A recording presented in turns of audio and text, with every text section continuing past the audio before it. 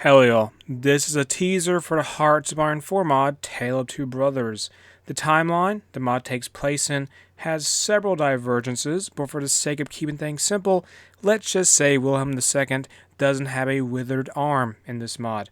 What we have here is all the ideologies in the mod, and I'm going to give you the description for each of these. And all this information was provided to me by a developer of the mod, so shout out to them. With all that said, we're going to go do the left column first and then the right column second. Ideology number 1 is Maximalism, and it indicates socialism that is willing to go to the maximum for socialism and the Marxist revolution.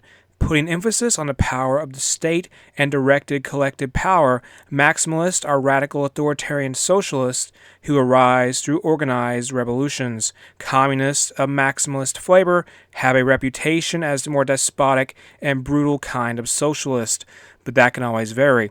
However, maximalism at heart means taking to the maximum program for socialism and the establishment of communism. The sub-ideologies of maximalism are Bolshevism, state collectivism, and utopian socialism. Ideology number 2 is proletarian populism, and it describes a type and approach to socialism that is much more action and populist based and appeals to the people on more straightforward and direct needs. More free-minded than more centralized socialist, populist socialists differ from maximalist in that they appeal on more populist, spontaneous, and usually democratic grounds towards socialism and revolution. The sub-ideologies of proletarian populism are revolutionary anarchism, democratic socialism, and folkish socialism. Ideology number 3 is social democracy, and it implies a democratic or liberal state where rights and freedoms are protected. However, more emphasis is placed on progressivism and economic justice. The common people are given primacy and citizens' welfare is guaranteed. The state acts as a mediator between capital and labor, and the government seeks popular support from a people made equal while still keeping some aspects of capitalism. The sub-ideologies of social democracy are progressivism, left populism, and social patriotism. Ideology number 4 is liberalism, and it is where freedom and capitalism are made center. These states are usually progressive socially and capitalist economically. Rights and freedoms are upheld, and the people are able to vote on their leaders. Liberalism can be revolutionary in states that lacked liberalism beforehand, or status quo in states that have liberal traditions. The sub-ideologies of liberalism are revolutionary liberalism, social liberalism, and market liberalism. We are moving more into right-leaning politics now, and ideology number 5 is social conservative, also known as conservative democracy. It is an ideology where a democratic or more free society is dedicated to the preservation of traditional norms and ways of life, typically being pro-culture and slow with reforming. These states can be either liberal or populist, but citizens are given rights and the government is elected by the people.